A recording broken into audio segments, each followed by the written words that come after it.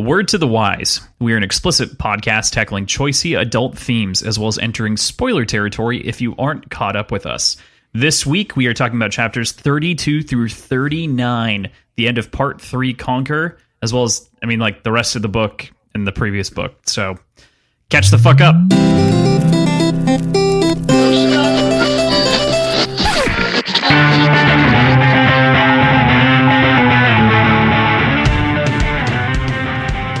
Hey there, this is Cross. And I'm PJ. And we are Words and Whiskey, a podcast for veteran and novice readers alike. We tackle fiction novels and love to talk about what we're drinking. Think of us as your drunk weekly book club.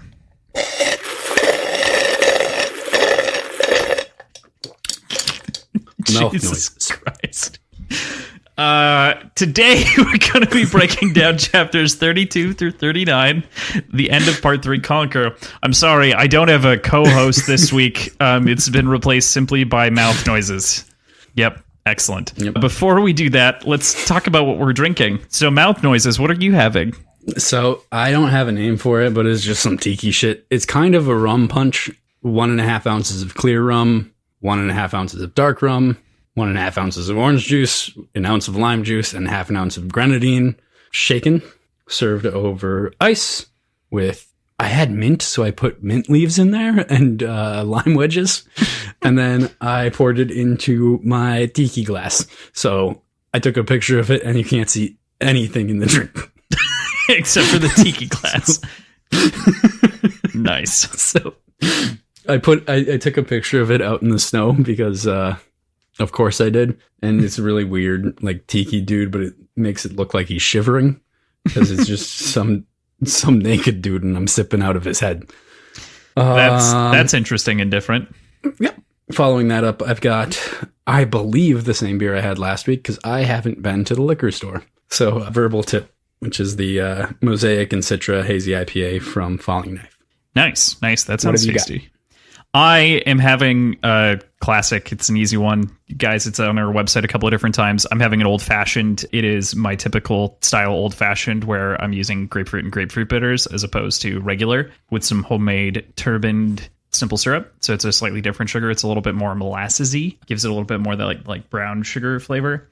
And nice. Yeah, it's very solid. I'm following that up with a Blue Detour from Evergreen. It's an IPA. And it's tasty. Good. What kind of IPA? What kind of hops? What are we looking at? Or does it not say? I'm not seeing any detail in this one. Generally, they're really detailed. I actually picked this because it had the coolest looking label. I've had Evergreen before, but the fucking time. Like this was definitely one of those. Like I definitely just spilled it on my mouse pad. There are, of course you did. Yep. There are breweries that I know put out amazing shit that I have never purchased in a liquor store. Because I don't like their labeling. And that's the pettiest, dumbest shit ever. But I truly believe that aesthetics and sort of visuals are an important part of the experience when it comes to craft beer. Yeah. The label itself kind of looks and reminds me of like one of the old like Mac wavy loading screens, like the sleep screen, not loading. Yeah. It kind of looks like that, but as though you took like a frame every second and then overlaid them. It's pretty cool. Okay, cool. It will be tasty. So with that, we'll go into last week's predictions. We've got 3 to talk about. They'll be real quick. So the couple that we have, 2 from the previous episode and then 1 from an episode prior. So the first one from last episode was Who's Killing Pliny? And you said Severo, and it was not Severo. Ooh. It was a whole bunch of people. We don't know, actually. It could have been Severo. It doesn't say that it's not Severo. Well, it says that like his legion turned on him. So and Severo wasn't like there. Yeah. I love that it's described as like the slurp of the razor. Yeah. I know what a razor sounds like when it kills someone. Drink, motherfucker. Yep. Good work. Okay, with that, all right. Our second one, Dira makes a note earlier about letting Aja escape. Why does he let her live instead of capturing her? So basically just predicting the actual person. You said, for Lorn, that's why Aja lives. And that was... It could be correct, but it's not. It's not really correct. Yeah. It's wrong. It's just straight up wrong. Aja obviously lives for reasons that we will get into throughout the episode, but you should have read, so you should know at this point that it's the Sovereign, and that's why, because it would be a marker to Trek. So they've talked about the signatures multiple times. Wouldn't that be something that wouldn't go just kind of overlooked by Aja? Perhaps. Yeah. I think that plays into the final question in general of this chapter. Okay. Is it perhaps bait? And that's a part of the reason. Someone else like baiting the other side of the hook for them. Yeah. Which I think gets into a question we'll talk about right at the end. So way to pre-game that one, PJ. You're welcome. Our final question that we're talking about from predictions is, will Darrow tell other people, other Howlers, about his real color? See, I like to believe that I'm correct in this one when I said no. Not right away. He'll use Severo. Well, not that I'm correct. That I'm not wrong yet. Because I'm going to take Lorn's stance and say that Ragnar is not a person. I don't know that that's the correct stance. So we're gonna back up from that one. You're drinking. Yep. Because, we're still stuck with the excellent. Are you using a straw? Of course I'm using a straw. It's a tiki glass. That makes sense. Okay. It checks. It could have been like what a low kind of tiki glass. savage do you think I am? I was thinking like a low sipping tiki out glass. of a tiki glass. I mean, I no, don't this know. thing's tall. It's like 8 inches That's tall. a big tiki glass.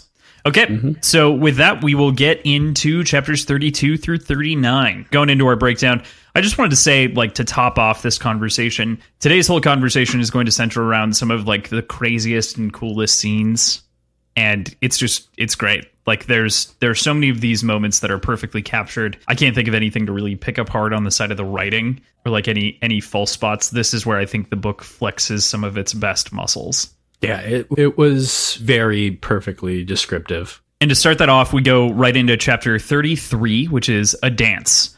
I love the title of this chapter and how it fits into the conversation that ensues between Darrow and Mustang throughout this whole thing. They go to the practice razor room. There's the intro with, Ragnar standing outside the door, sleeping with his eyes open, which is just terrifying. I mean, he also just has tattoos of eyes on his eyelids, which, it's pretty dope. Extra scary. I think they're magic tattoos. I don't think so. There hasn't been magic yet. I mean, maybe. Do you think they're magic tattoos? Razors are kind of magic. Not really. They're like electric. Boogie, oogie, oogie, oogie. Okay. Hey, it's a dance. Get it? Full circle. Okay. So I do find this entire chapter, the entire conversation. I don't know if that Damn counts it. as full circle. It was barely a circle to begin with. This entire chapter has lovely conversation between Darrow and Mustang. It's so straightforward that it's digested as you read it kind of stuff.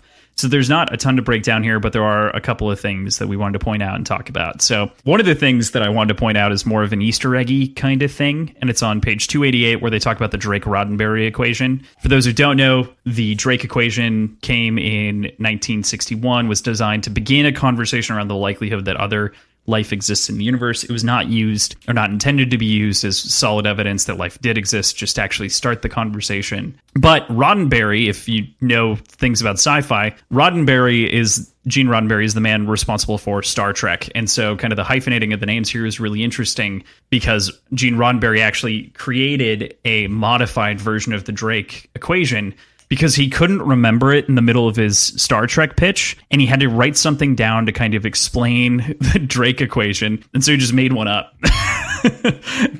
which is really, really funny. That's pretty awesome. I didn't catch that at all. Assumed it was just made up, but really cool that actually ties in. Yeah, it's kind of funny. The actual equation itself presented on the page is actually Drake's equation, not the Drake-Roddenberry. What was really funny that I found when doing research on this is, according to the Star Trek Encyclopedia, Drake himself visited the set one day and even viewed Roddenberry's second variation of the equation before gently pointing out that a raised value to the first power is merely the value itself, which is just... That's it's a great little Easter egg nugget in the middle of this otherwise good chapter. It's been really cool seeing all the sci-fi nods within this book to other iconic characters or works. Yeah, there's been a lot. So let's count. What do we have so far? We have at least Star Trek, Star Wars, Ender's Game, Lord of the Rings. I know there's Lord of the Rings. Yep. I'm sure there's more. There's kind of the generic reference in and of itself with the wires falling out. There's Hitchhiker's Guide, I think, at one point. I think there is. Yep. Yeah, there is, because we were talking about Hitchhiker's Guide, and then it happened, like it explicitly mentioned it. There are a number of references, and it is cool to kind of see all of the various nods. Pierce Brown is a nerd, like the rest of us. I mean, the rest of us. Yes. So on 290, I really like this part of the conversation that they have, which is, I liked it because you said specialization makes us limited. Simple insects, a fact from which gold is not immune. And this is Darrow talking to Mustang about her paper that she wrote, had published and whatnot. I think it's kind of a great jumping off point for the chapter as a whole, as the society at large does seem aimed at generating people with a specific set of skills. Is that a Taken reference? It was a Taken reference. It was definitely a Liam Neeson Taken reference.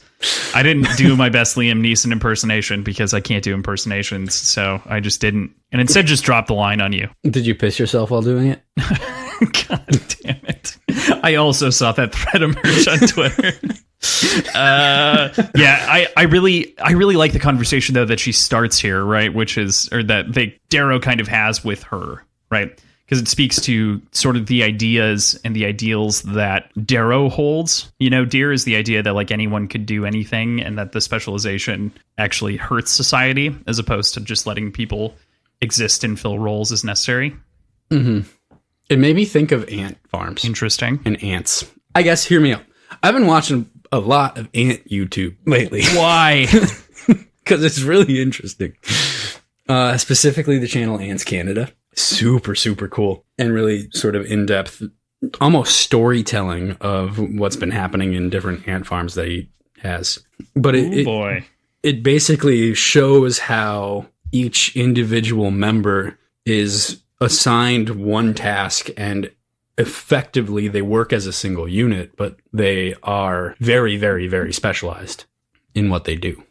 Like some are there for protection, some are there for, like, some are, in some species, some are bigger for like chopping up chunks of meat to be broken down further by smaller ants. Like they're specifically born for a single task, and they operate as essentially a single organism in that way. So to kind of extrapolate, that would be more similar to the society. That's what I was talking about. The specialization. Yeah. Right. So Mustang's argument is that the opposite is better. Yeah. Oh no, I agree. I'm just saying the way this is described, the specialization being limiting for the individual. Yeah. Is how I think of ants. Definitely. Yes, because ants are more of a hive mind, that simple insect, that she's talking about. Totally. Exactly. Interesting. Yeah. Yep. But seriously, highly suggest Ants Canada. It's super fucking cool. You're really good at suggesting other things to move people away from our podcast. I love it. It's not moving away. It's just adding. Okay. Depth of knowledge, depth of understanding. Yes. It's funny. And ants. There's depth of ants. Depth of ants. It's really important to understand our ant colony. It's made me want to build like an ant terrarium. No, you don't need another thing to take care of. You're right, but you're wrong. I'm not your mom. So there's conflict here to get back to the core theme too, which I really like, which is trust. She can sense something is wrong after all these years. It's cooks. You're right. Sorry. No, you're wrong. You're wrong again. The theme of the trilogy is cooks, PJ. The theme of the book is trust. Okay. We'll get to the next cook drop in the next book. I don't trust cooks. You should trust cooks. I do trust cooks. I don't know. Trust and cooks don't go that well together in sentences as far as making a funny joke go. Yeah. Yeah, I saw that struggle happen in live time. That was great. That was great for everyone. No, was it good for you? It was bad for me. It was good at my expense, I guess, for everyone else, unless they hate bad jokes. That's fair. Then why are you here? She can sense something is wrong, though, right? So that's literature, like the whole trust thing. Maybe.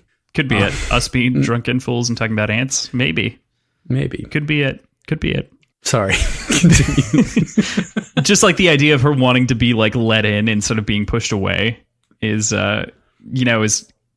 certainly something. And like Darrow's comment on 290, 291 is, my lie is too great to build love upon. And it just kind of like strikes a sour note after this entire kind of like playful chapter that's very reminiscent of the way that they would kind of flirt back and forth in the first book. It just It sucks on Darrow's end to be such an asshole.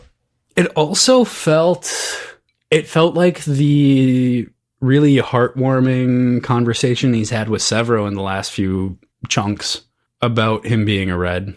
Like the really sort of cathartic release of stress that he had when he told Severo, and Severo didn't care and was still like willing to put up with his shit.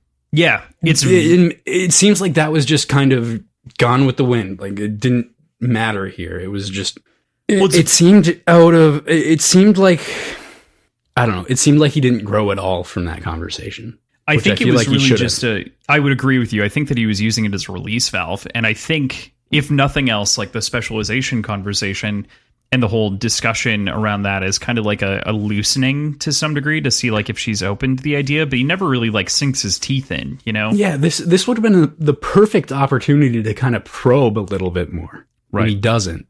Yeah, and that just like, it stinks because you want him to, like, you want him to like bite back so badly at the very least to like just sit down and have some kind of a conversation. It doesn't have to be the like genuine I'm a red conversation, but to even have like a, you know, I'm what do the colors mean? You. Yeah. Like it was less disappointing and more just frustrating and kind of confusing that he wouldn't have at least some sort of commentary, internal commentary about how he shared this with Severo and it went well. Like even if he like sort of justified himself internally, that would have been a lot more satisfying. This just kind of seemed like he didn't even take that into consideration. I think it also gets back to what you said when, you know, Severo had revealed it too, though, is that he really had like core feelings that really surrounded him when it came to kind of, he wasn't the one actually opening up here, right? It was Severo forcing him to open up. He wasn't choosing to open up. Yeah, but it still felt good for him to open up. Yes. Like, even under duress. And so I don't think he hasn't proactively made that choice yet. And he literally does in the next chapter, right? Which is what's extra kind of like layered on top of it, is like, oh man, is it because the lie has gone on so long and that's why it's so bad? Or is it because you're afraid of scaring her away? And I think it's a little of A and a little of B. I don't know. I don't know if I buy that. In what way? I think he's primarily ashamed. Yeah. Ashamed that he's let this go on. And I think it's more his relationship with her that he's already kind of fucking lost. And he doesn't want to lose it for not because he's a red, but because he's been lying to her. That's fair. That's fair. That's also backed up in the text earlier in the book, right? Where it's like he didn't want to lie to her, which is why he didn't say anything when he left, really. He didn't really leave her with anything outside of the ring. That was it. Right. Anything else on the chapter? No, it was pretty straightforward. Yeah. Yeah. I'd agree. It was a pretty straightforward. I mean, it was a lot of good information. Just, man, that him not even commenting on it felt very whiny. Like, woe is me. She's never going to like me if she knows who I really am. Join a fucking pop punk band, bitch. That's what it felt like to me. Join a pop punk band. Jesus. More emo, lean emo. Cool. So chapter 34, Blood Brothers, which I think is really interesting because we do actually talk to very specifically two people who are very close to Darrow. The first being Lorn, of whom we've made comment on and talked about before. You know, they're said to be very similar to each other. The reason that Lorn even took him under his wing is because he thought they were the same kind of person, which is interesting. In terms of commentary, what did you make of Lorn's skepticism towards Ragnar? You know, obviously Darrow's kind of response regarding Tactus is its own thing too, but I find Lorn talking about him almost as like just as a meat grinder as opposed to a person. What were your thoughts there? I think it makes total sense because that's all he's been exposed. He doesn't have the exposure to the other colors that Darrow has. He has every single interaction that he's had with the Stained have been just killing machines and weapon-like ruthlessness in every single way, even though he disagrees with the society to certain extents. As it stands now, it's still what raised him and what taught him and what just as the Reds of Lycos have been brainwashed to believe, not brainwashed, but deceived to believe, indoctrinated. Yeah, certain things about their existences without really probably insane clearances. He's only been exposed to what he's been taught, and I don't think I can really fault him for feeling the way he does because of his personal experiences. Yeah, Lorn's pretty straight up as they come, right? Like he is you're seeing what you're getting and you're getting what you're seeing. There's I don't want to say there's no nuance to him, because there is nuance, right? But there is a sort of truth to whatever his action is, or his action being truth. Like there's no deception, right? He's definitely a free thinker, but if you're never exposed to anything that lays contrary to what's shown, why would he have any reason to believe otherwise? So going in a little bit more too, I think it's interesting. Right after this conversation about Ragnar, we also talk about Tactus and kind of Darrow's response regarding him. You know, Darrow refers to him as a good man, or had the opportunity to become a good man. And Lorn's quote is, "You'll fall to ruin because you believe that exceptions to the rule make new rules, that an evil man can shed the trappings of wickedness just because you want him to. Men do not change. That is why I killed the Wrath Boy. Learn the lesson now so you don't have to learn it with a knife in your back later." Same sort of deal. Why would he know otherwise? If he's only ever seen golds act as golds do, why would he believe anything else? That's fair. I guess that is a truly fair reading on that. I find it interesting because, it's a little bit different, right? Like the comparison to Ragnar is one of color, one of Ragnar's status, and having actually seen him in battle previously in arenas, and like I also believe Lorn is the only person to have killed the Stain without a razor, or at least it's a big fucking deal, So right, we know that that's a big deal, and that it's made a big point here. So like there's that comparison of like, this is a crazy beast that you have on a chain. And then there's this other part where there's Tactus, who's this, you can interpret him as a different beast entirely, call him a social beast, call him a social's probably right, because he was chasing after power, right? Yeah. It is interesting. There are similarities, but I don't think they're an identical read. No, but there are comparisons that can definitely be made. And they are, in the eyes of Lorn, Darrow's actions are short-sighted and ill-conceived with both of them. Right. And Lorn, being 100-something-year-old, just sees it that way. It's just reality. And Darrow makes a good point of these are the thoughts of the generation that I'm trying to eradicate, or whatever it was, something like that. Not that he's trying to eradicate the generation, but eradicate the thoughts, that thought process. That right. This is the old way. Yeah, definitely. And that definitely makes sense. He has to kind of use that old way against the sort of new way, or the new way against the old way, excuse me. So we move from the first part of Blood Brothers, being his father of sorts, into the conversation with Ragnar. Ragnar is laying down in a freezer to imitate the sort of coldness of the moons that he's used to, grown up in, and everything like that, and kind of after meditating. Sitting on the box of like rations and it breaking underneath him, and then just sitting in the humid cargo bay. It's like, no, fuck this. I'm going finding the freezer.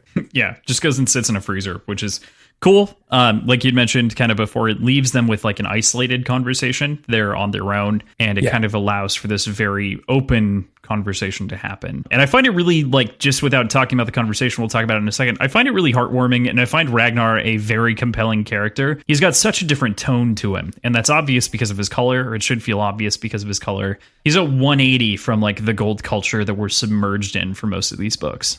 But he's a product of it. Yes, right. And he's, just the way that he thinks and what he fears are so ingrained in his society. Like, he hasn't been brainwashed by gold. His ancestors 400 years before were.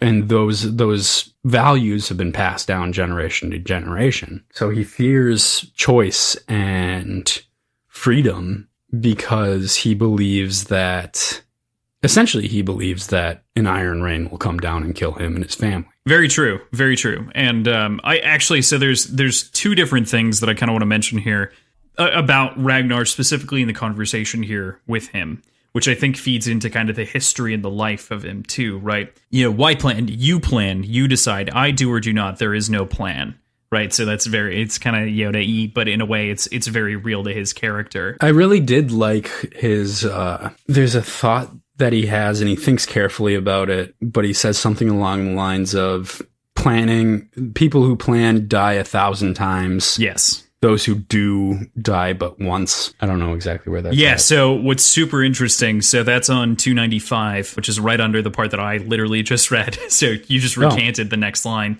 Because it literally says he considers his words carefully between those lines. Mortals who plan die 1,000 times. We who obey die but once. So what's interesting is mortals who plan die 1,000 times is very close to premeditatio malorum, which is the premeditation of evils, which is a line straight out of Meditations. Are we shocked? We shouldn't be. It's there. Also, actually, it might not be Meditations. It might be the Tao of Seneca. I think it's Letters to Lucilius. I didn't look it up beforehand, but I noticed it when I popped open the page. I'll fact check it at some point. But very stoic, yes. Very real. Yes, thank you. Yes, appreciate that. I agree with you. The follow-up line is not out of anything stoic, right? That we who obey die but once really kind of speaks to that depth of character you're saying, right? Like he is very ingrained in his station in society. Mm-hmm. And there's something honorable about that, but it's also a product of the limited scope that he's been fed. Right. He doesn't have the opportunity to understand where choices would bring him. Yeah, he's not used to choice at all. He's used to commands and orders, and that's the line that I really wanted to focus on, which is just a simple statement: freedom drowns. And that's just a compelling thought, right? Like the ability to make choices drown you, talking back to Darrow, basically. And my life being so simple is the best way forward. And it's super interesting because obviously Ragnar is pointing to this person who he thinks is a gold, who he's been taught as a god, but in reality is a red, is technically lower than he is. Way lower. Yeah. And it's a fascinating side by side of these two different characters where perception rules reality in this circumstance. Yeah. Because what else would it do? Like, I think the biggest thing to focus on here is the sort of manipulation that the Golds have built into the society itself, where they don't really offer any sort of alternative to that line of thinking. Because if they any sort of alternative thoughts would lead to exactly what wiped out 90% of Ragnar's race. Right. Which is, obviously, it's disheartening in every way, shape, and form because Ragnar has so much spirit that is, in his own words to some degree, he thinks Darrow shackled to his dreams, and to be stripped of shackles just gives him different shackles, right? Like that's literally, I think, what he says textually. Like stripping my shackles gives me new ones. That said, when Darrow starts prying more, he gets down to the core sort of threatening fear that Ragnar feels. Not Ragnar. Ragnar is the rye that I have behind me. Ragnar feels essentially fear and threats of that sort of line of thinking. But it's hard to tell if he's convinced himself of the sort of rhetoric that he's been regurgitating, or if he just never really put those connections together without prying. But eventually, after more and more sort of digging from Darrow, he gets to the sort of, I've seen these sort of deceptions, and I've seen an iron rain down, and I've seen death and destruction from these kind of alternative thoughts. Yeah. So it'd be interesting to see if he actually believes what he's been saying, or if he is doing everything he can to convince himself in order to not get into a situation where he gets fucking obliterated by the Golds. Yeah. Yeah, it's, man. And I feel like that is the gambit here, right? That's also like Darrow's whole blood brother gambit is like, I bleed the same color you bleed. We're the same. He kind of thinks it a trick. And then he tells, like, Darrow pours everything out there. I kind of wish it was all in dialogue. I get that it'd be just kind of a repetition. Right. It'd be repetition instead of just saying, I tell him everything. But I really kind of wish. Yeah, I can understand that. I certainly think it would be interesting. I don't think that Ragnar would come off as shocked, you know? Like, even if we saw it in dialogue, I don't know what his reaction would be outside of maybe the occasional question. So how do you think they would do this in film? I think you wouldn't even see the paraphrasing. He would just say something. This is very crude, but he would say something like, I'm a red, and then it would cut to a different scene. You know, it would be whatever that drop line is that would leave it with Ragnar. You cut to his expression, unchanging, just kind of standing there. And then you cut to a different scene that wouldn't necessarily focus on Darrow, might focus on something else in the ship. Or just leave it at, what if I told you I was not? And then walks out of the freezer, you know? He could also drop that ultimatum right there as well. Yeah, I think you kind of need to have the emphasis on the fact that he didn't, like, swear him to silence or anything like that. Mm-hmm. No, I agree. I think that's an important thing to have. You're right. So I think you're right. So adding to what I said and adding into what you said, I think that him walking away and saying, you know, basically the freezer conversation of leave if you want to come and lead my men, tell if you want, you know, like that would be kind of the way to portray that. Unless Darrow himself is the narrator of is in sort of out of, like, if this is all, if assuming it's a TV show, let's go under that assumption. If Darrow is the storyteller and narrator, and it can kind of cut to montage scenes with narration over it to kind of fill in these types of gaps, that could work, I guess. I think the tough part is if I were doing it, I wouldn't put in VO almost at all. I wouldn't do any voiceover. No, or very minimal. You need this, though. You need his internal monologue. I think there's a lot of internal monologue right. The entire story. Don't get me wrong. I understand that like 50%, 60% of the pages are internal monologue. I totally get it. I think that you could get away with it by telling story through showing things, showing experiences. And I think it would also flesh out strongly his experience back in the mine. It would take a very delicate hand, a very delicate I think everything regarding the secrets takes a delicate hand. And I think the entire show hinges around the premise of it being believable that people don't know really up until this point. You know, and now we only have 2 people that know. Right. So, you know, I think it totally takes a deft hand. And Ares, though. Right. That's the thing, is how many more, I guess we'll probably talk about this later, but I have some theories about Ares. Later parts in this section that revolve around maybe other operatives of the Sons of Ares. One final note on this section that I just wanted to bring up in terms of research and everything else is I really love the discourse here. Obviously, like I said, opening up to Ragnar, trusting him to help him build kind of this coalition of followers and be a leader. The line here on page 299 is, slaves do not have the bravery of free men. And it feels like something literally torn straight from the pages of the first book. And obviously within the Institute, post Mustang helping him out, the line that I found the most similar, most compelling, and especially true in the story right now, came from chapter 35, page 282.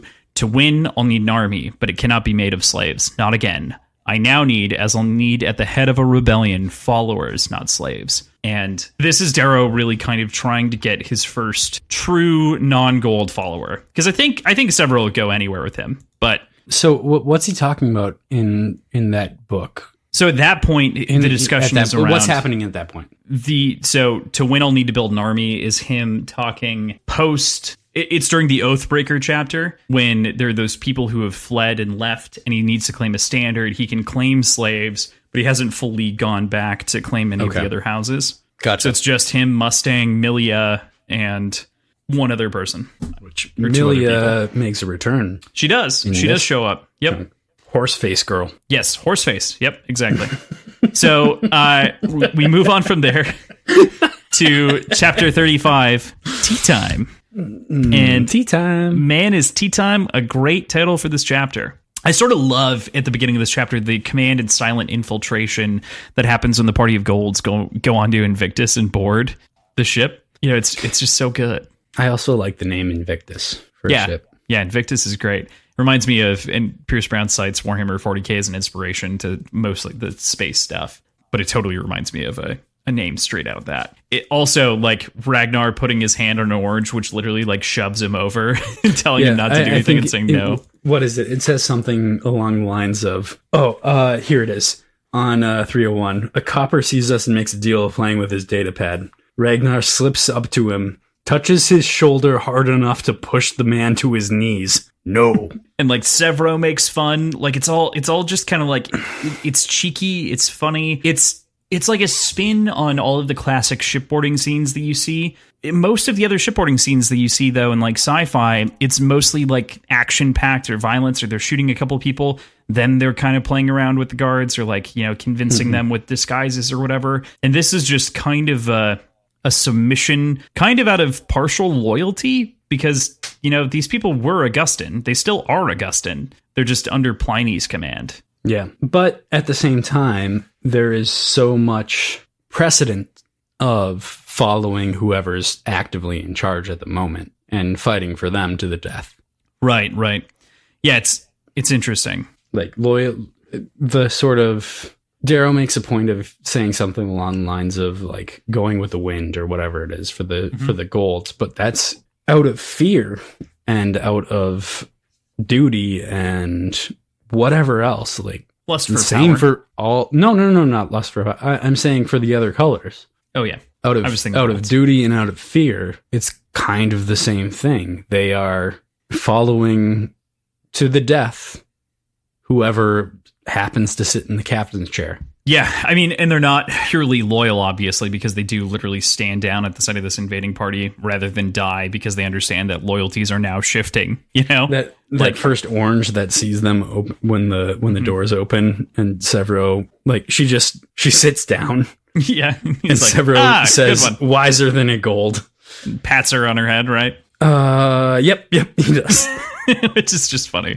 It's just perfect. So it's a great quiet scene. It's got quite intensity to it. I can totally see it being filmed and being counter. Like, man, I don't want to say this. Like, this book is not intended to be like a devil's advocate against a lot of sci-fi tropes, but man, does it subvert them in some ways. It definitely does. But it doesn't feel like it's actively trying to constantly. You know what I mean? No, like it's not trying to pull it off. It is in universe. The tropes that are unrealistic and kind of dumb. Like it makes it more believable and realistic. Yeah, definitely. Totally agree. So from there, we move into the scene with the Jackal and freeing him and the other loyal golds to Darrow's cause. And I love the kind of like game that Severo plays with them.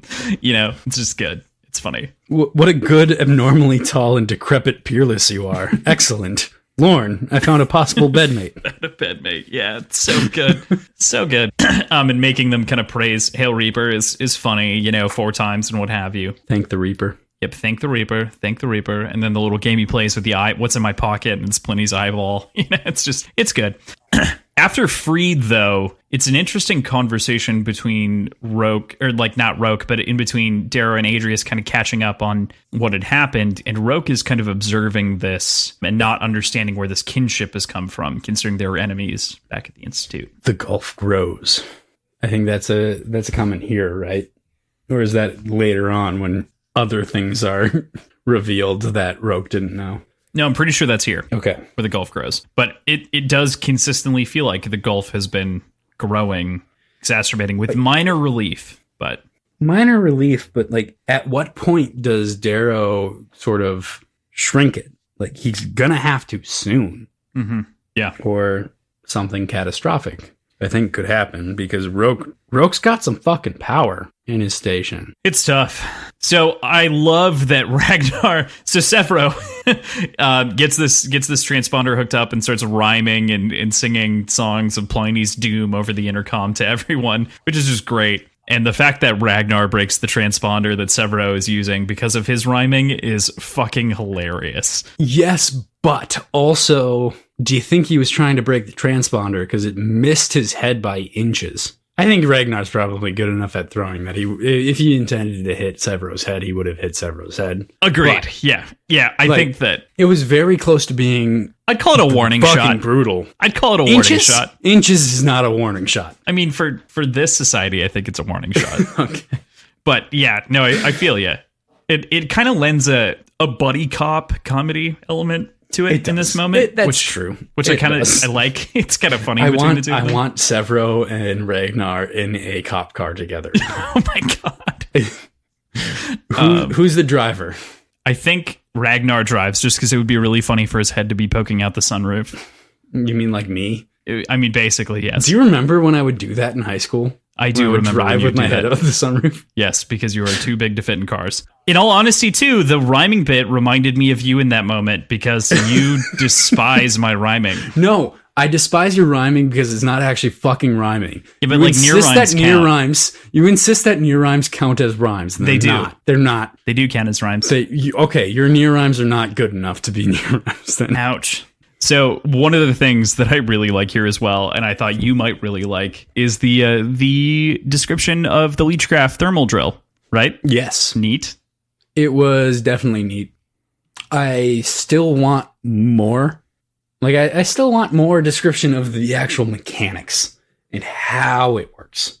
But that said, this was actual physical description, and I am very, very happy with it. Definitely fair. I also have been doing a little bit of review in terms of description as it comes to the individual presences of writing. So like first person versus third person and the different first person implications, as well as the different first person implications. And the style in which this first person book is written is not apostolary, which means that they're not going to describe as much because they think that you can pick up on it. That's not to say it's a cure-all. It is definitely an art choice. It is a form choice that Pierce Brown made. But I got it more when I started to read some of the descriptions of the differences between first-person perspectives. Like if you think to like Polinick will describe something very intimately because of the way that he writes and reflects on things.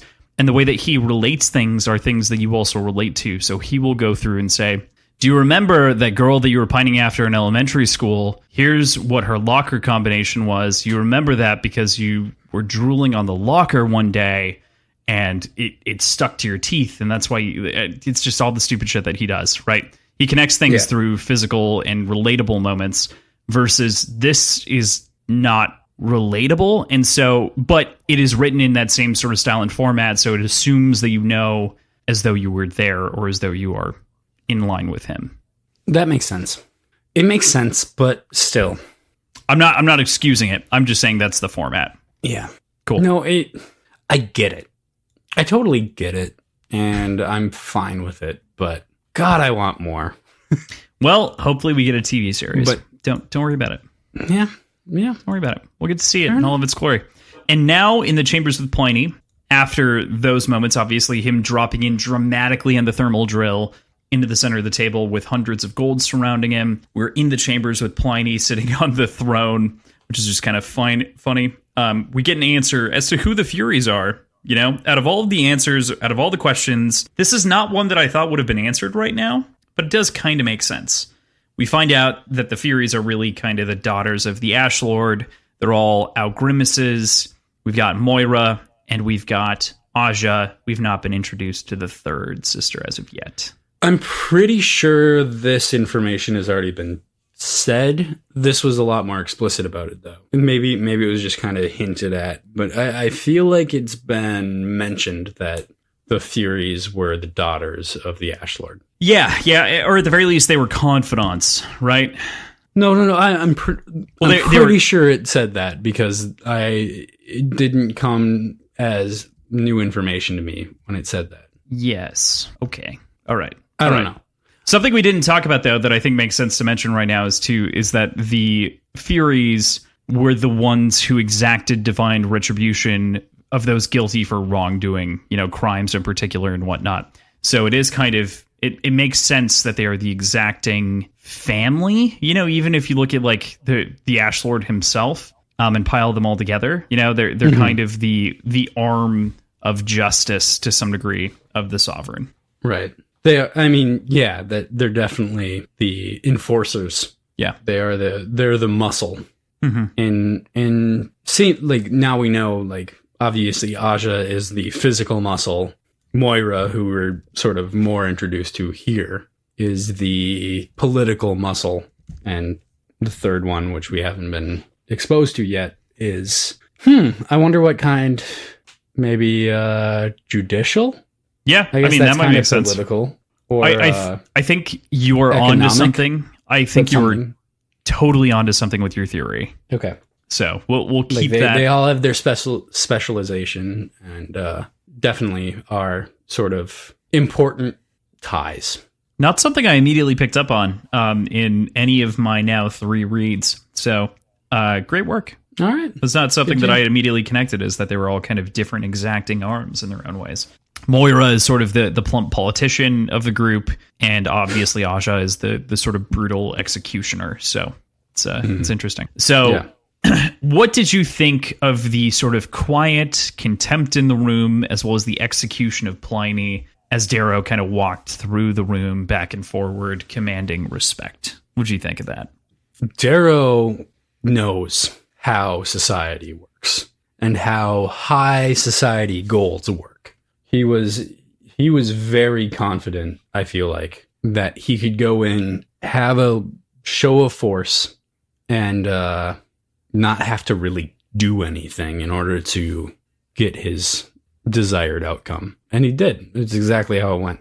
Yeah. Darrow has proven himself to be sort of a master of understanding, a master of psychology almost. At least within the society. For sure, like manipulation, sociological I don't manipulation, know if it's even or psychological. manipulation. It's more just I guess it could be argued that it's manipulation, but at a certain point it's just kind of playing his cards in a way that he knows will produce a desired outcome. If that's manipulation, I guess yes, but he's not really changing people's minds or changing what people think about anything. He's just playing into what he knows they think about. Definitely. It is a fascinating concept, and I'm really glad that it's explored here. You know, especially among all of these golds who are formerly loyal to, you know, the Martian rule. And so it's really interesting that they even like go so far as to kill each other. When he's like, do not violate within the 2-meter rule. He's like, really close. You're really close. Meters. Yep. Yeah, it's just so crazy to like see that one man totally knifed down by a guy. Is this the first time where we really explicitly get a description of their unit of measurement? Or is this only the first time that I really took note of it? Are you saying meters? Yeah, meters. First time you took note of it, because we actually had a discussion in the first book where we talked about how there was a disparate moment where they described how tall something was in feet, as well as how long something or how far something was away in meters. Okay. It was within the same paragraph, and we made mention of it being strange. But gotcha. Yeah. Yeah, I think I remember that. Never mind. Yeah. All good. So yeah, it's fascinating. Pliny dies a shitty death because he's a shitty person getting killed anonymously here, which is why you drank at the beginning of the episode. Yep. And it's excellent. Yeah, they don't even wait for him to leave. Yeah, no, they just fucking kill him. Darrow is now the person that's in charge in the eye. Like, he's the more powerful person in the eyes of the people in the room. And even the Olympic Knight talks to someone else. I can't remember. And they're like, nope, we're not going to bother trying to save this dude. Like, fuck him. Yeah, the Olympic Knight from the Japan Isle was cool. I think it was the Storm Knight, if I remember correctly. Yep, Storm Knight. Yep. Very cool. Kind of like just way to tuck in the description there. And it kind of makes you, I don't know, like even just saying that it's Japanese kind of harkens an image of sort of the samurai like sword and appearance and everything. And I just immediately kind of had this idea that he had his hand on his sword hilt, you know, his right hand just sitting there on the hilt, ready to draw. You want to know what I imagined Have you seen Big Trouble in Little China? No, you're fired. You're fired. I know that's one of your favorite movies. So. Yeah, I love that. I love that movie. I really do. But just the protector that deals with lightning. Mm-hmm. Yep. That's what I imagined. I imagined him as the Storm Knight. Fair. Hey, I think Mortal Kombat and Raiden, right? Like, Mortal Kombat it's essentially what it was. It's essentially Raiden. Yeah. Right. I get a weird mental image that, society is put in my brain. So way to go, marketers. At the very end of this chapter, after Plenty's death, Darrow calls for it, and it is an iron rain. Yes. I'm actually going to take a drink here because of your prediction that you made several episodes ago into what an iron rain was. I believe it was at the beginning of part 2. We talked about it before we really established these sort of prediction games, or at the very least, didn't set it as a prediction. But you asked me what iron rain meant. Yeah. And I think I essentially nailed it. I said iron gold. Yeah. Raining down from the heavens, like orbital, like ODSTs, I think is probably exactly what I talked about. That was what I imagine. Yeah, so that was in relation to the star shells, more or less, but it was even before that you predicted the iron rain. No worries. Yeah. So moving on from that, we move into chapter 36, Lord of War. This chapter is really kind of the calm before the storm of the rest, the next like 2-ish chapters. And it kind of just is sort of the piecemeal time preparation. I can really break this down into 3 thoughts. It's preparation, motivation, and the rituals associated with golden warfare. Mm-hmm. So this chapter is chock full of subtle hints that pay off as the combat flows in the following chapters. But I wanted to ask how you experienced that as you read it. Did you pick up on any of them? Not particularly. Like which ones? What are you sort of? So one of them is the Sons of Ares being key to the plan, right? In some way, shape, or form. There's that conversation that happens. There's another conversation with Victra in which the fleet turning is going to be an important turning point. It doesn't say fleet, did not pick up on that. Yeah, so that surprised me.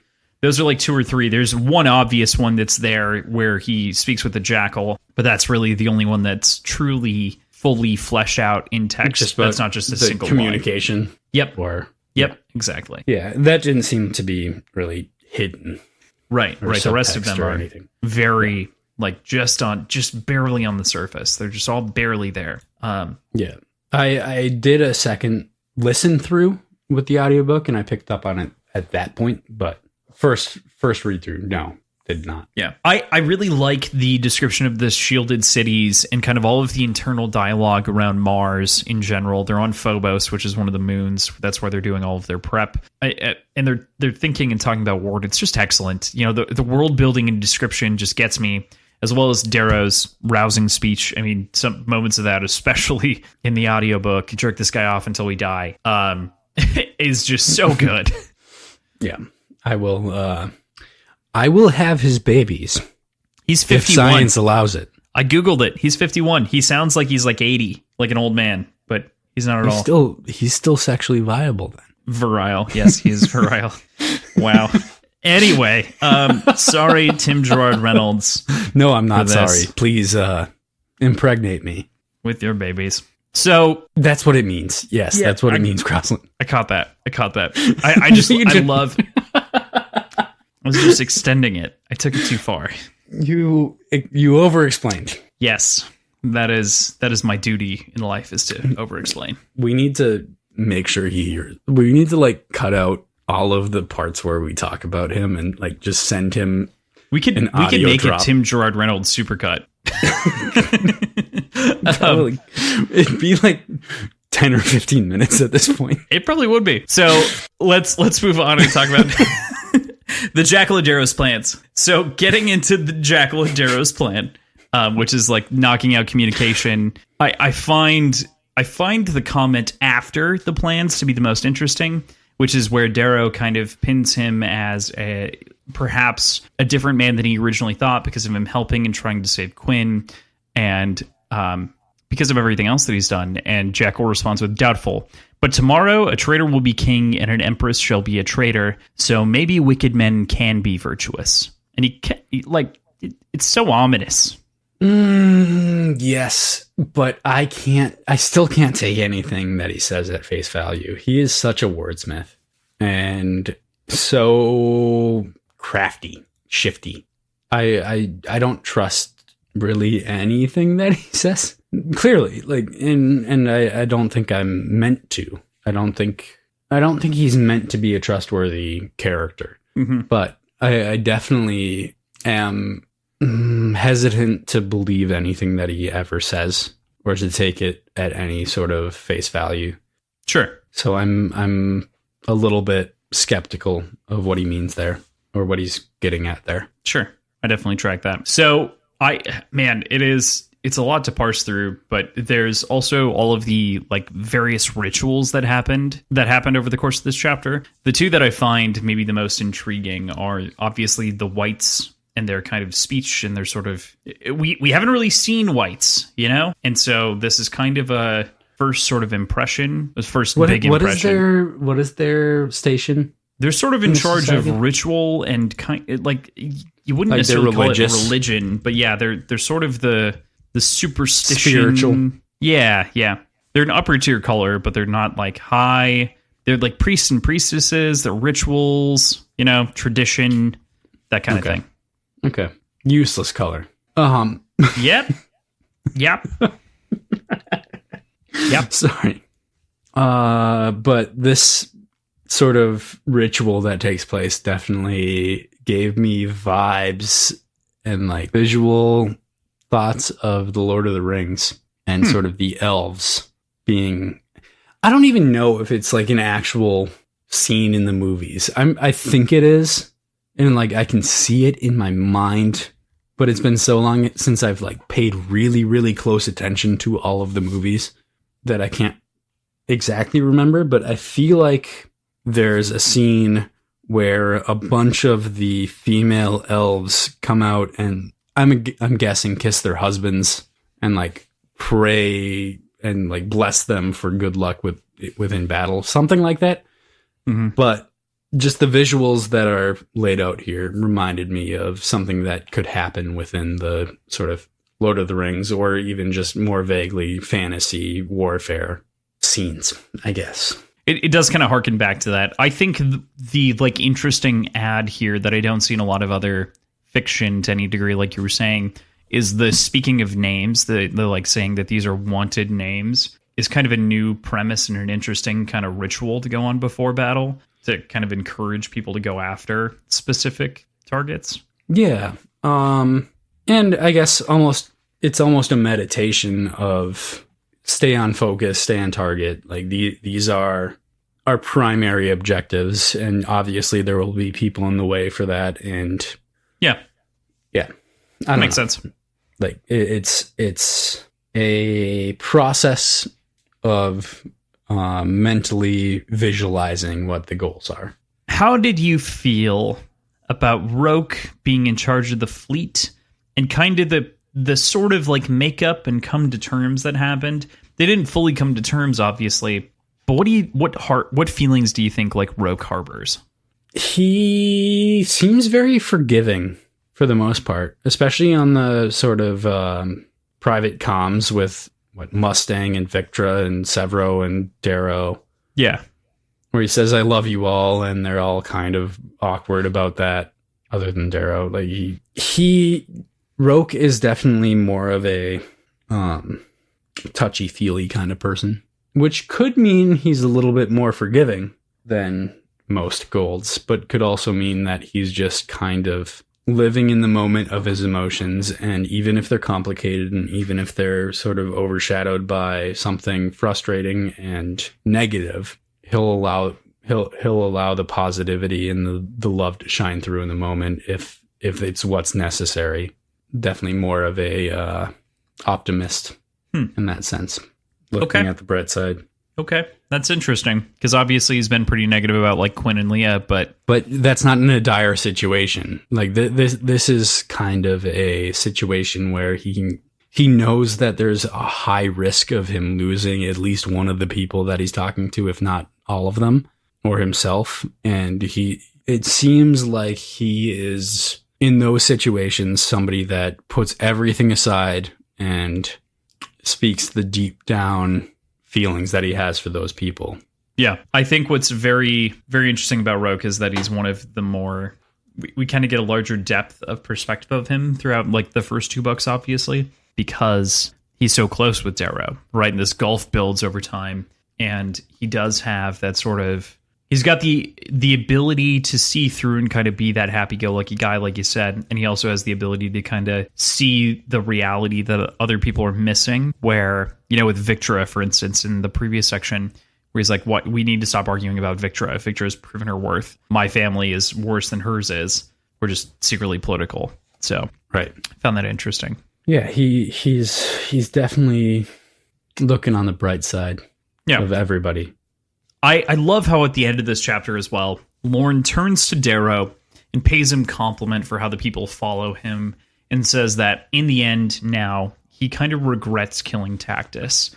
He doesn't necessarily think that it was right. It was based on his understanding, kind of like you said in the beginning here, but he kind of comes around to it saying, like, you lead a different breed of people, and maybe you do inspire some kind of hope. This made me wonder, like, what time frame are we looking at between when they had the previous conversation and now? Like, is it a couple weeks? Is it a couple months? It never mentions it, and in my reading of this, it was less than 10 pages between when he was adamant that people can't change to when he like apologizes. You're right and I'm wrong shifted very, very quickly from I'm right and you're wrong. And I'm sure there was a delay there, but it doesn't, because they assemble a fleet and position themselves ready to bombard the planet between there without really any dialogue or any mention of it.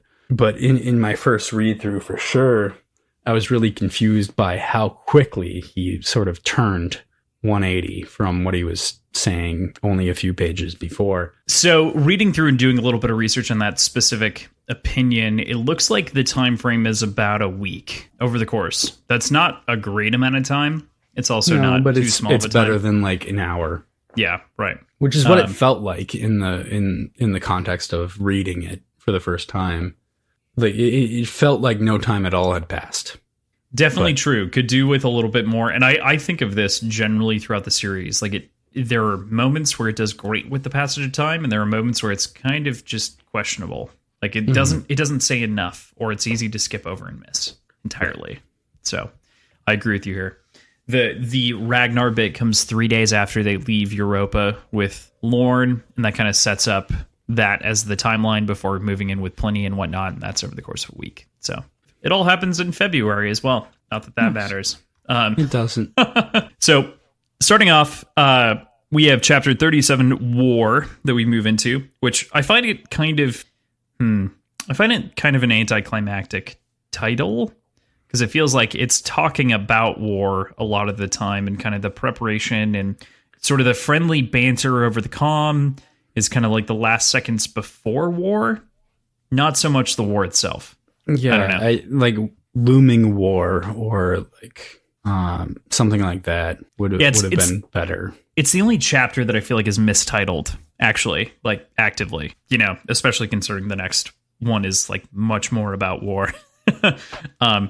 What did you make of, though, right off the bat, of Darrow questioning if Ares is real or not? It was finally like this is something that we've been talking about since essentially the introduction of the character of Ares, and it was really satisfying to actually get that question posed within the book itself. Mm-hmm. I feel like that was something that was kind of missing. It seemed like an obvious question to ask, and it was never like nobody asked it. Right. Darrow never asked it internally or externally to anybody. So. Yeah. I think thematically it totally feels on point too, because Darrow doesn't, and Severo kind of makes a point of this, obviously, with his big grandstanding where he hops on top and howls and all of the signals come down and everything else. It kind of shows to some degree that like Ares doesn't matter as much as Darrow matters now. Right.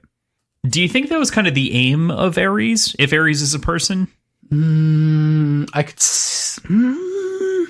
I don't think Ares' aim was ever to be the important figure. If Ares is a singular person, I don't think like the entire point was never to have any sort of power. It was always to make social change. So to that effect, I think it makes more sense to not seek any sort of power and to promote individuals that will create that social change. So I guess as a direct answer to that question is yes, that is Ares' aim, but I don't think it was directly to promote Darrow as the guiding light as opposed to the end goal of where that will lead. Yeah, that makes sense. Okay. I also love Jupiter's return here throughout the rest of this part. You know, he's kind of a great voice to actually hear from and kind of have back in from the first book. It's funny to kind of get the moment where Severo makes fun of him for his limp in a similar way because of Fitchner and Severo both like hitting the same knee. Ass. Well, yeah. Hammy? No. They strung him up. Old man sliced him up the same place I did, right in the ass. All right. Well, there you go. There right it is, folks. End of 3, 2, 1. His goal of helping Darrow kill the Belenos after functioning as a spy is also wonderful in this chapter. It's just, it kind of feels whole in a way with the first book. Yeah. There's definitely, there hasn't been a big rift in Gold Society that we've seen, but I think it makes total sense to have a lot of sort of double agents within this society acting as spies or just kind of unsuspecting information disseminators. Yeah, informants is the word you were looking for. Information disseminators. That's great. We'll forever recall that one. But you got it across. It just wasn't efficient. Yep. That's what I mean. I totally agree with you. I think that it's very interesting. It's also because of the fact that they're Martian, you know, it's kind of there's a gambit right now if you're Octavia with the Martians, right? You have said gambit so many goddamn times. Yeah, it's super stupid the too last because 2 episodes. I understand. I watched that TV series, the one that will not be named. Why? Even though I watched the Queen's Gambit long before we started Golden Sun, the book. I'd finished it before then. So how am I still saying Gambit? Why am I still saying Gambit? I don't know. Gambit though, growing up was my favorite X-Man. So like, yeah, Gambit, I have a problem. I'll accept my problem. So chapter 38, The Iron Rain. Honestly, this is like one of my favorite chapters of action ever. It reminds me of Catch-22 in the sort of like brutal depiction of war, of being like this beautiful and grotesque thing that only war can be. And it's great. I love this bit. Just sort of the cold view of the beauty of the burning bodies. I mean, to some degree, I feel like Catch-22 provides a humorous lens over top of war, right? And it sort of, but it also paints it in a very real manner, right? Where he like realizes what's going on around him and he's very aware of it. He just wants out. And there's no like Darrow very much wants this war, but there are moments that are reflective of that same feeling in Catch-22. Darrow wants the resolution of whatever conflict ensues. I don't think he wants the war itself. Correct. He wants the resolution of the rebellion in which society is no longer and all are equal. Yeah, this is kind of a necessary step. Yep, right. This series, now that we're this deep, is really about rebellion more than anything else. And sowing discontent within Gold Society. Right. I'm just speaking sort of generally to the overall. Yeah. But yeah, but I think they're two very separate but focused things that will ultimately lead to the same goal. But yeah, totally true. He's kind of disrupting things. So I really kind of disrupting things by causing a fucking civil war. Only civil war, only a whole planet rebelling. You know, no big deal. Mm-hmm. Only stealing ships from the Ash Lord, the most terrifying man to have ever supposedly existed inside of this universe. We haven't met him yet, though, so, like, whatever. He could be a nobody. Yeah. Maybe he's just dust at this point. Could just be dust. I really he's the Lord of Ashes. True. Yes. Good point. You were totally meeting me there, and I missed it. It's good. Good work. Clever girl. I like the initial dialogue that Darrow gives here as well, and kind of points to how ridiculous it could have been to see him try to accomplish all these little things, like boarding this ship to go there, to do this, to do that, instead of the massive scope of the battle and how specific his task is. Like, this battle is incredible. There's no way that he is going to, I don't know, be like Anakin Skywalker, fly, shoot a bunch of ships, land on a ship, climb up the air shaft, kill Dooku, go down to the ground, solve the problem on the ground, etc. You know, like, that's not realistic. It's kind of, it's cool to see this be very real and grounded in that way, where it's like, I'm not going to be the hero who does 12,000 things. Mm-hmm. Instead, I count on my lieutenants to like do them. Right. And I mean, that's what makes sense. And that's how war works. It's how conflict works on a large scale in general. So Darrow gets launched out of the spit tube, which is obviously a glorious moment. And on page 327, the description of the violent warfare between these ships in that single paragraph is just breathtaking. I can literally almost perfectly imagine this being adapted frame for frame. It's just so clear in my head. You get that narrow view on the inside of the helmet, kind of like Iron Man pointing at Darrow, kind of panicking inside as he's wrestling with everything that's going on. Maybe a smidge of VO, maybe just him breathing. And then you pan out from his headset into the battlefield engulfed in silent conflict where, all these ships are boarding each other and everything's happening. Mm-hmm. But it's just completely silent as you watch all of this, no doubt, CGI mayhem go on. No, I think it's all practical effect. Well, I mean, I would hope so. I think they do it for real. Tom Cruise is filming a movie in space. Maybe it's Red Rising. Yeah. But I mean, in general, like, this is going to be the first film. I don't think so. Intentionally. Leave me alone. I had a good comment. out of space. Sounds like a good time. They're going to have to replace Darrow as the actor because he's going to get shot in the tube. He's going to hit the planet and then explode. No, he'll survive it. If he doesn't, they'll reshoot the movie or TV show with whatever actor can survive it. That sounds cheap, as in inexpensive. This is art. Okay. Art is paid for with blood. Everyone knows that. Wow. All right, so getting back into it, page 327, like I said, the battle is so beautiful. We move into kind of the atmosphere and him falling through the atmosphere. We lose one of the Howlers, Harpy, who's been described throughout this book in sort of a violent and simple way, which is incredible. Just kind of showing how indiscriminate war is to Darrow. And that's where I really think it harkens back to the Catch-22 thing, where you meet these like group of people and they're all getting kind of picked off one by one. But you know them just as people, but when they're flying the planes, they're enemies to whoever's on the ground. So it feels very much that same way, where we know these characters, we know these people, and it's just luck that Darrow makes it through to some degree. Like it is dumb luck that he makes it through this Iron Rain. It's crazy. We also see an incredible, one of my, I think maybe even my favorite bit from this book is the bit about the soldier that's flying next to him. His exoskeleton sheds its friction armor as Lucifer might have shed the fetters of heaven, feathers of flame peeling off, fluttering behind. Then a missile slashes the sky and high-grade explosives christen him mortal once again. That entire paragraph is just fucking insane. I loved it. Perfectly written. It's perfect. Yeah, that was... it also gave me... especially on the second sort of, so I read it and then I listened to it. The listen through, the second sort of experience of it made me think of the comparison to Icarus, his secondary call sign. Not in that that's what happened to Icarus, but in that there's burning feathers, which I felt was very interesting, but also just the fact that was his call sign seemed odd. And I'm curious.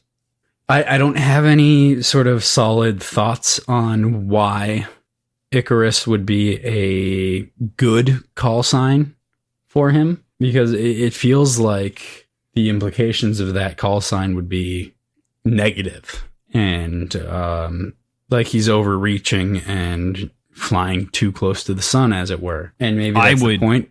He's intentionally sort of being a little bit reckless and flying too close to the danger of the society itself. I can see that angle, but it didn't end well for Icarus. Well, that does leave it ominous, the way that you just painted that, but I do agree with you. I feel like it is kind of a backwards, overconfident reading, right? Where, okay, let's paint a picture of Roke assigning additional call signs, or like a Mustang, or any other character. They might jokingly assign him something like Icarus, right? Because he always pushes the boundary. And the question is when are you going to fall? Yeah. So I do totally agree with your read. I just feel like the extra layer on top of that is they probably did it sarcastically, but I do think it's very real in the way that you said it. It's definitely real. Like it is dripping with truth and irony. Oh yeah, definitely. So after the landing, we get some confrontation of knocking out various fortified positions and some quick bursts of combat and strategy until we're finally presented with information that makes Darrow's plan clear, his assumptions clear, that the Sovereign is on Mars. Yes, she is. I don't know if I believe it yet. You don't know if you believe that she's there?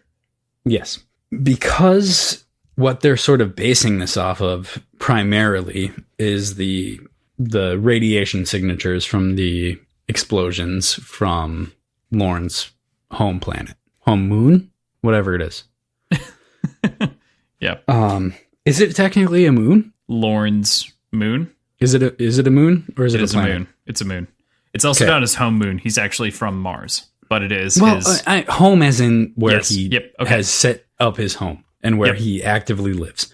Got it. They've discussed radiation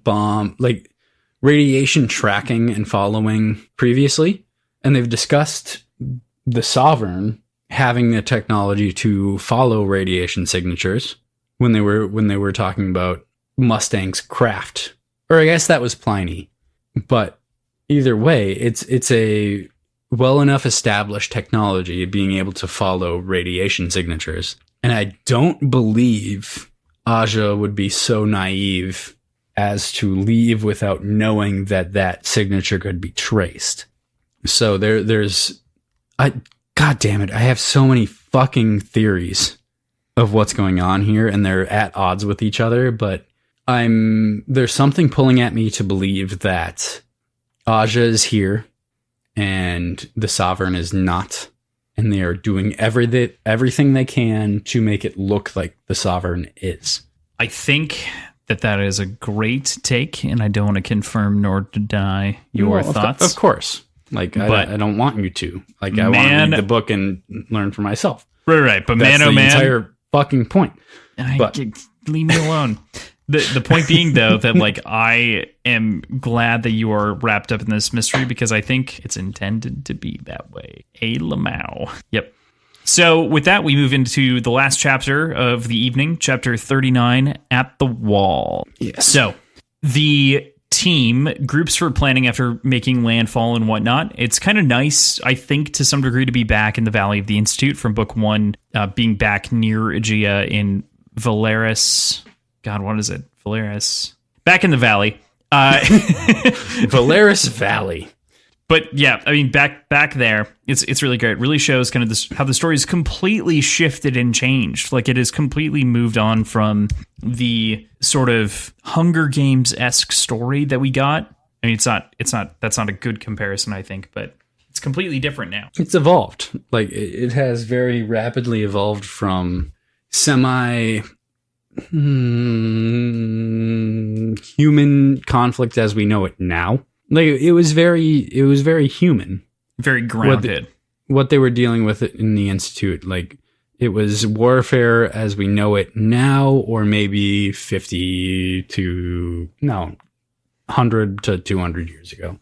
Yeah, with a little bit more modern technology, which kind of brings me to a question, which I'd like to sort of discuss, and I'm sure there's a reasonable answer, but the razors being sort of the primary weapon of choice for golds seems odd with all the technology that they have at their disposal. Why deal with something melee combat focused as opposed to guns, something longer ranged?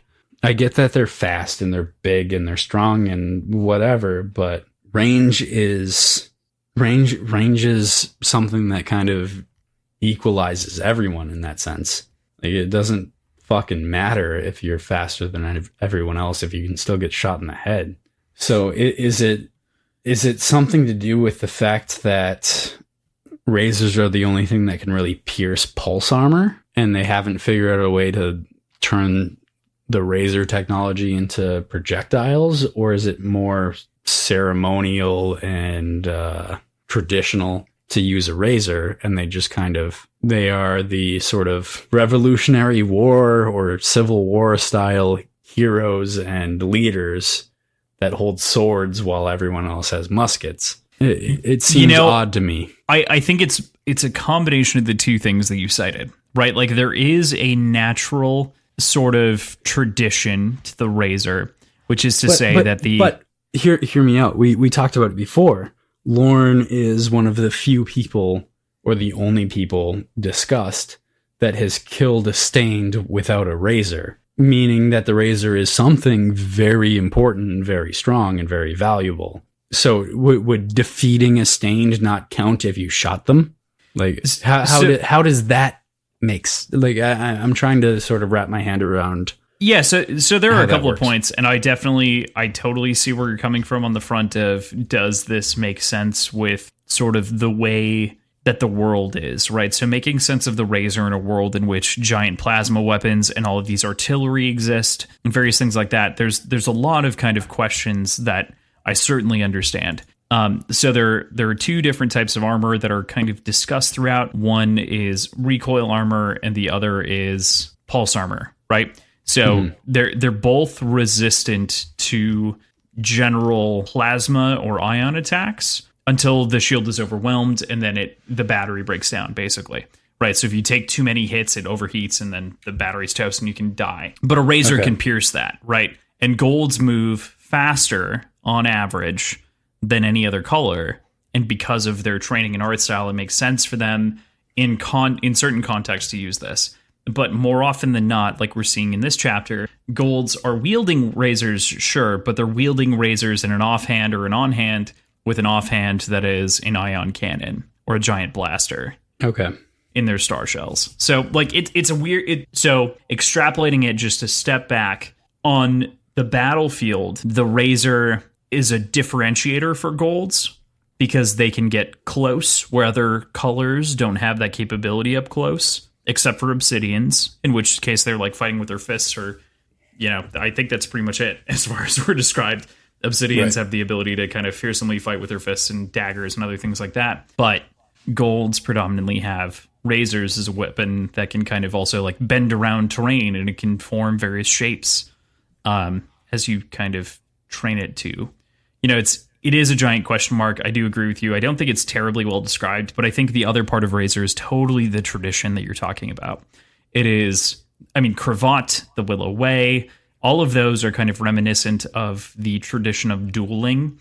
And so the razor is sort of wielded as this weapon that describes the right to rule.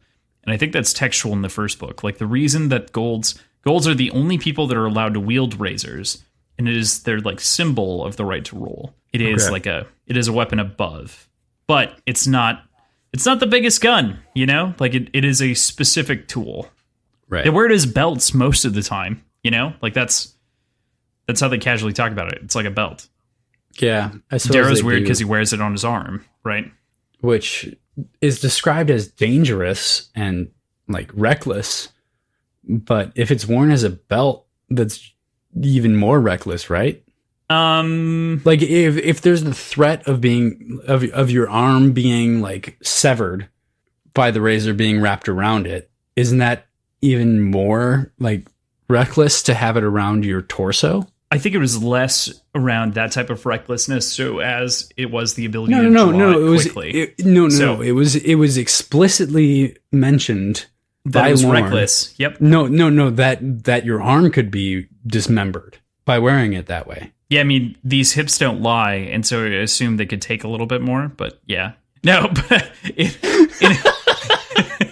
in a semi-real answer, I agree with you. I'm not saying it's any better to wear it around the waist. I don't necessarily see it as that much better, so but textually... when that was described, there's when it was clearly said something that different. was worn like on the waist. Yep. I saw it, or I imagined it as kind of like wrapped up like a lasso and hanging off of one side of the hip.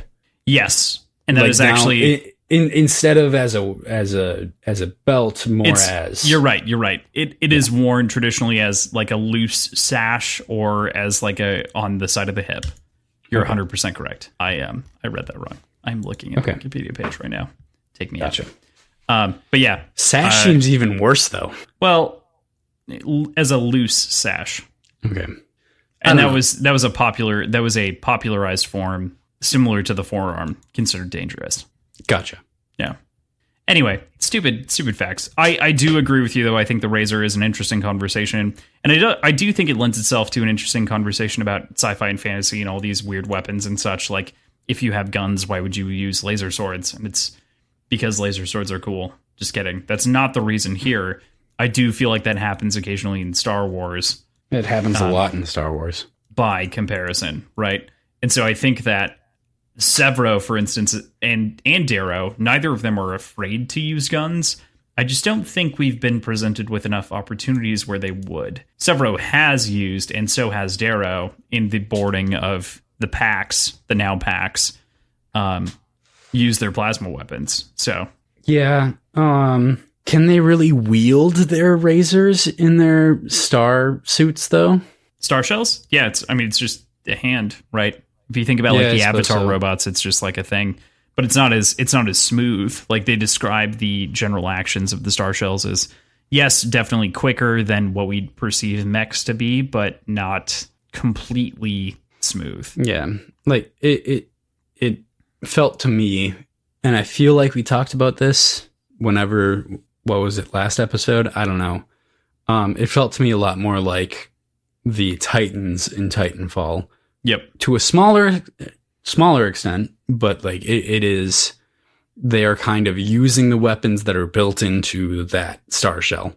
Right. Yeah. Yep. They're double people, not full on Titans, you know? Right. Double people. We did discuss this because double people is the most ridiculous way to describe what's going on. It's fine. True. I really like the conversation that Jupiter keeps trying to have about force and forcing their way into Aegea. The idea of using the Greys as lubricant, basically to make it their way into the city, carve through everyone else, and kind of Mustang's refusal to do so, because that is totally a warrior's line of thought. That is an accurate way to think about it from a warrior's perspective. But it's a tactician's line of thought. Like it's not thinking of the individuals; it's thinking about the entire war, knowing that they're going to lose people and trying to sort of dictate what lives get lost as a means of assisting the more important lives in following their goals. Mm-hmm. Like it's definitely the more logical, the more blue way of thinking about war. Yeah, it is a whole... And I genuinely agree with him in that sort of respect. Well, I think that Jupiter is left out of information to a certain extent. Like, right, Jupiter is left out of information. Like he does not know about this like plan or path. Right, but neither does Mustang. Right, correct. And she's still arguing against him in that. Yeah, because she doesn't want to. She wants to kind of like wait and see to some degree. And Mustang is not a perfect tactician by any means. No, but it also seemed like she was trying to save every single life. And that's not a realistic way to look at this sort of warfare. It seems short-sighted from her point of view. I'd agree. Yeah, it definitely is short-sighted. It's not a perfect... She's more into... I don't think she's so much concerned about... She is definitely concerned about the lives of the people that they would lose, but I think she's more concerned about the lives of the people of Aegea. The 20 million people that live there. But also, that seems to be more proof that she would be open to a conversation with Darrow about who he actually is and the way he actually thinks. We'll talk about that in a second. Yeah. Okay. I do agree with you, though. I think that is kind of an opening. It's an inroad. It shows her belief. We've had conversations about her being democratic and otherwise. Right. But before we get there, I want to talk about this real quick. There's a line where Darrow says, "Once more onto the breach," which is an abbreviation of a line from Henry V from Shakespeare. Completed, the line reads, "Once more unto the breach, dear friends, once more." It's talking about like reflecting on sacrificing friends to make a goal. And, in particular here, I think Pierce Brown basically takes that line and extrapolates it and puts on the weight of all of the friends that he's lost to get here. All the friends that Darrow's lost to get here. And he does a great job of taking that line and turning it into something incredible, I think. Yeah. Darrow's lost a lot of fucking people. Yeah. Like it definitely weighs on him more than he really externally lets out. But he is a man of pretty heavy emotion, even though he puts on a face of stone, essentially. And he feels for those that he's lost, especially at essentially his own decision making. Right. And he doesn't specifically, I should say, Darrow doesn't specifically cite any other friend that he's lost outside of Tactus. And you could consider maybe the gulf between him and Roke right now. But specifically, the text mentions Tactus, Roke, and Victra. And I feel like that's a combination of these are the lives that I've risked and willing to risk to push forward. And it's weighty in that way. I also think that he would, and I think he has to some degree reflected on the loss of Titus, even though it isn't like an emotional loss for Darrow in the same way. It's still a loss for his culture and sort of what Darrow's fighting for. And I feel like that's also a backbone of the conversation here.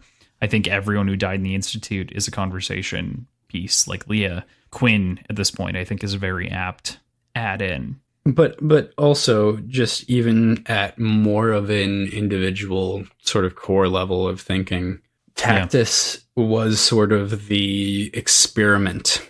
He became, based on his own choices, he became the experiment of, can gold truly change?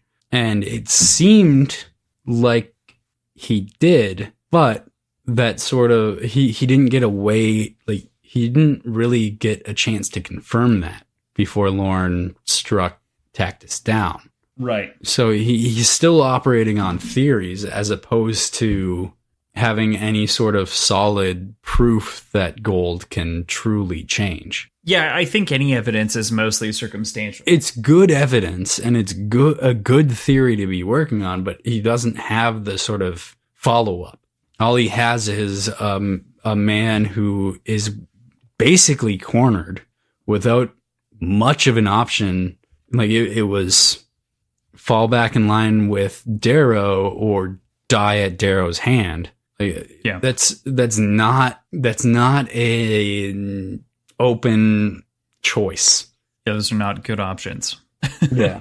Yeah. Like, so he has tentative proof at best that gold, it has the ability to truly change. I don't know. Without Lorn killing Tactus, he would have the opportunity to truly see that come to life. But at this point, he's still operating on essentially just a theory and hoping. I think it's the right call, but he doesn't actually have proof here. No, not at all. I think it's a very difficult spot to be in all around. So I would cite something very similar to what you're saying, being Darrow is at an inflection point for his decisions to some degree. Like all that he's lost and all that he's sacrificed needs to come to bear this one more time. We're pushing forward. We're going to figure it out. I'm going to make everything worth it. Going to make everything worth it with this last shove. We're going to get Octavia. It's all going to be over.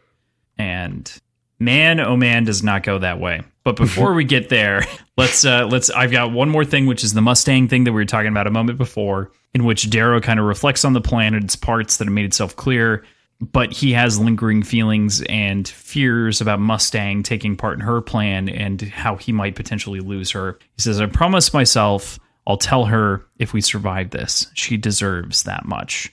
And your thoughts on that bit? I don't think I believe him. That seems like an atheist profession of believing in God right before dying. As like it's kind of that's a good way of putting it. Yep. It as soon as the threat of death is gone, I don't think he'll follow through with his internal personal promise to himself.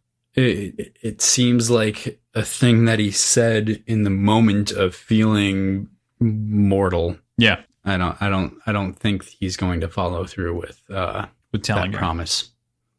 Okay. Any other thoughts on the Darrow Mustang relationship at this point before Mustang dies? Just kidding. It seems like he is scared.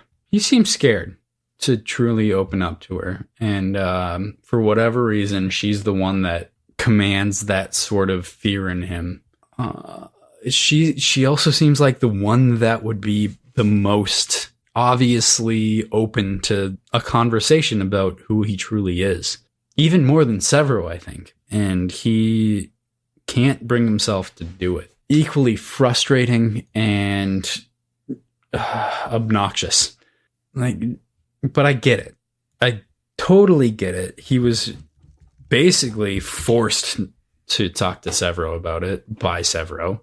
And I don't know. It just seems like he has completely ignored that conversation with Severo when thinking about the idea of telling anybody else this, which is frustrating and I think incorrect.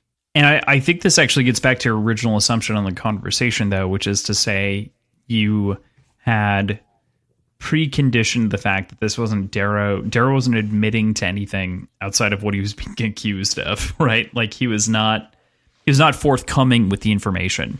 Now he's trying to deal with being forthcoming. I think even in the back of his head, Darrow knows that maybe he could have killed Ragnar if he needed to. I don't think he wanted to. I don't think he would have. No. But I'm saying if it would have gone wrong, right? Like he could have put Ragnar down. No.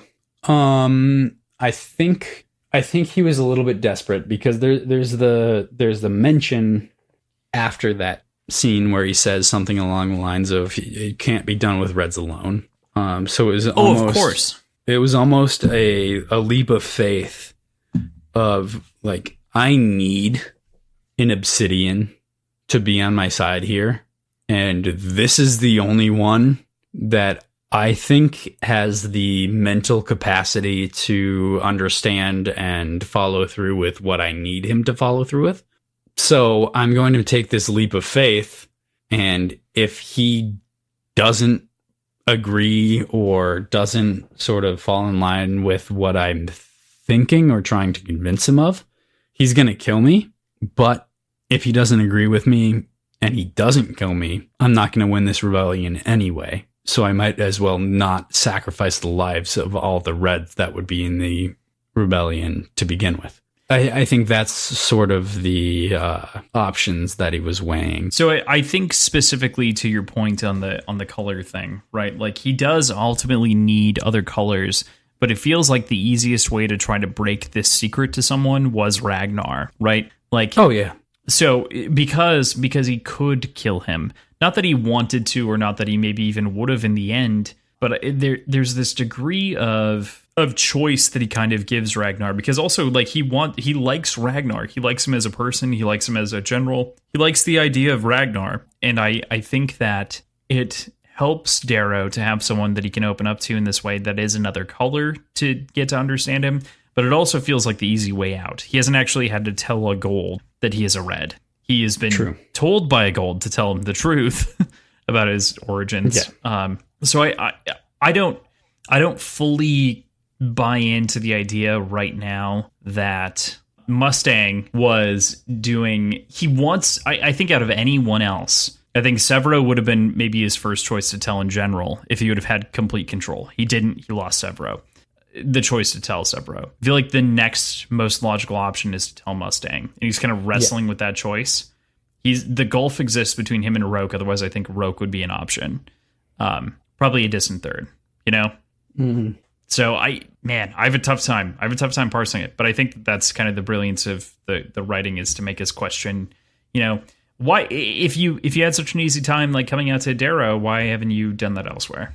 Or Severo, rather. Right. Yeah. So, final point of conversation of the chapter. The brown girl pushes an EMP globe in the final line of today's section, and that's when we begin to die. Yes. Man, creeping dread. Creeping dread. Also, I get it that was mentioned later, that it was suspicious that there was anybody out during a like wartime thing. That was earlier. No, it wasn't. It was. This is the last line, and that's when we begin to die. Okay, it was before the last line, but it was like within the same chunk. Yeah, right. We until now we haven't mentioned the brown girl. Correct. So I'd like to bring up the fact that like it seems really strange that nobody would have called that out. Like Darrow seems like he seems sharp enough to have called that out as a suspicious thing. And I know there's a lot going on, and I can effectively create sort of a suspension of disbelief in that, but that was odd to me. That's fair. I think it all happened so quick and it was unexpected in the moment, and then he's like, something seems wrong, and then it definitely is wrong. Well, yeah. You know, it's very clearly wrong. And I think he even someone even tries to shoot her, if I remember. Maybe I'm thinking about a different moment, but that sounds right. Or someone calls to shoot her. Yeah, I think that's more accurate. I think it's Severo, and Darrow knocks his gun away. Yep, or something like that. Yeah, it's just a brutal way to end the whole thing, right? Yeah, like going into part 4, we know that some people are going to die. So with that, we're going to go into your predictions. Let's do it. So, well, who dies? I think some of the Howlers. I don't know exactly who's here. I think Screwfaces. I don't know who else, but I think at least a couple of Howlers. I think all of the Greys die. I think Jupiter dies. I think Lorn dies. Maybe in a little bit more of a dramatic way. And then out in space with the Telemonises, I think Sophocles dies. Space Fox dies. Space Fox dies in space. Yep. Oh man, those are some predictions. That's exciting. All right. Is there a mole? Is the next question. And if so, who is the mole? Yes. So, I think there was some foul play at hand, forcing them to be 300 kilometers away from their intended drop zone. And I think that mole is Roke. I think it's Roke. I think Darrow's been too neglectful of the friendship with Roke, and he's had a little bit too much and is not feeling the love of the Reaper, and has sort of decided to double cross him. It'll be exciting. I don't want to influence your prediction. No, of course. Cool. So your third prediction was actually one that you added that is just a statement that you were predicting. So read off or recite your idea for your prediction. Okay. So this sort of deals with what I was just mentioning, but I think Ares has at least another operative. We know Ares has multiple operatives. We know that from the first book with Titus. So I think Ares has another operative on the side of the Sovereign, and I think Darrow being captured was kind of orchestrated by Ares himself, and the person leading the party, whoever that is capturing Darrow and his party, is someone who is a Red or who is an operative of the Sons Veris in whatever capacity. And the entire point is to bring Darrow to Octavia. Okay. That said, at the same time, I don't believe Octavia is on the moon or on Mars. I think Aja understood that she was probably being tracked by the radiation signatures, and they created a fake sort of landing of the Sovereign as a distraction. So those are at odds with each other, but that's what I'm thinking. That's where my mind's going right now. Okay. That is definitely interesting enough. I dig it. So cool. That is it for the predictions. That's going to be a very exciting one to try to track for the record. Yep. There's a lot of moving parts there. You're welcome, Cross. So moving into next week, we are going to be starting part 4, Ruin. We will be reading chapter 40 through 46. Should be a great time. That's where we'll leave you for the week. As we've mentioned before, we are still growing. Continue. Please refer us to friends and family, whoever else. If you can't refer us to friends or family, please leave a review, whatever it is on your platform that lets you kind of interact with us. Any subscription, anything like that's a big deal. We're still trying to figure out some of the different statistics and kind of getting into some of the nitty gritty of the details. But any review on any platform makes a serious difference. iTunes being the most prevalent of them. If you have an account, please leave us a review. That'd be excellent. That said, outside of the podcast platforms, our website and our social media are something that we sort of keep tabs on all the time.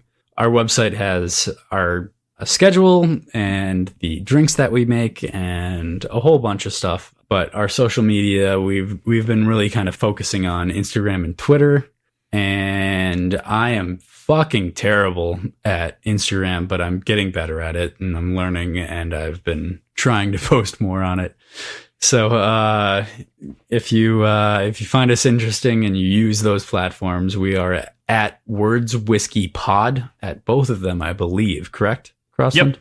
Yep, they're the same. So at Words Whiskey Pod on both Twitter and Instagram. Yeah, PJ, you're insulting your performance on Instagram, but you take infinitely better photos than I do. So I take good pictures, but my comments are bullshit. Like, they're terrible.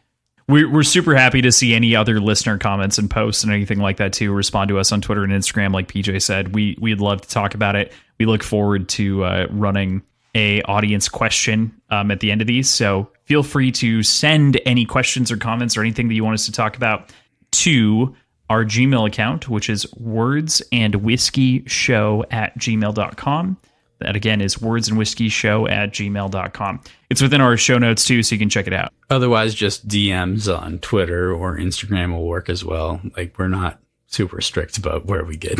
Yeah, wherever, but that's also from our mail. Yeah, other than that, we are very excited to see you next week.